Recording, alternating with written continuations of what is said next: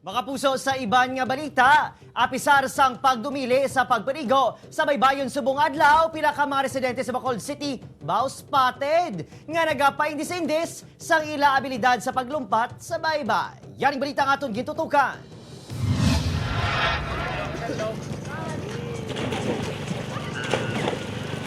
Mansig pakita sang ila abilidad sa pagdive ang ining mga residente sa barangay Punta Taytay, Bacolod City, agud sa Ulugon, ang kapistahan ni San Juan de Bautista sa tunga sang pandemya. Apisar nga ginadumilian ang pagbukas sa mga resort sa syudad subong adlaw. Nagpwesto sila sa palapala sa barangay, agod mag-happy-happy. Kadaman kuno sa ila maghimataman ganing wala sila sa may nakita diri nga bayulasyon. Ang ila panigurado, wala man sang may nagpositive o kon expose sa ila grupo. Wala din sa among COVID. Paano kas kasigurado?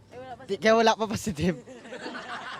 Sunod sa Executive Order No. 32 sa alkalde, kasuhan sa unjust vexation ang mga madakpan nga nagabasyahan na isang tubig sa dalan bilang tradisyon tion sang San Juan. Apang, ang mga maligo sa kilid sang palapala, mga dungkaan, pati mga suba, wala na patpat kun pinahan. O galing, nasaad man sa guidelines ng syudad nga tikitan ang mga wala naga-face mask, face shield, kag nagalapas ng social distancing.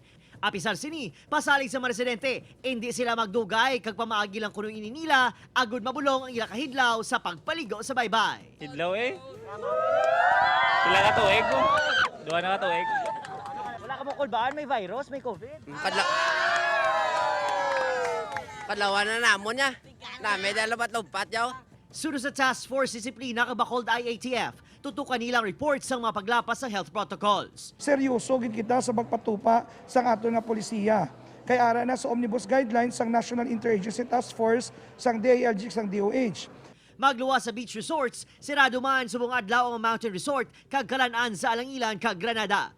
Upod Kirinal Casilio, Adrian Prietos, One Western Visayas.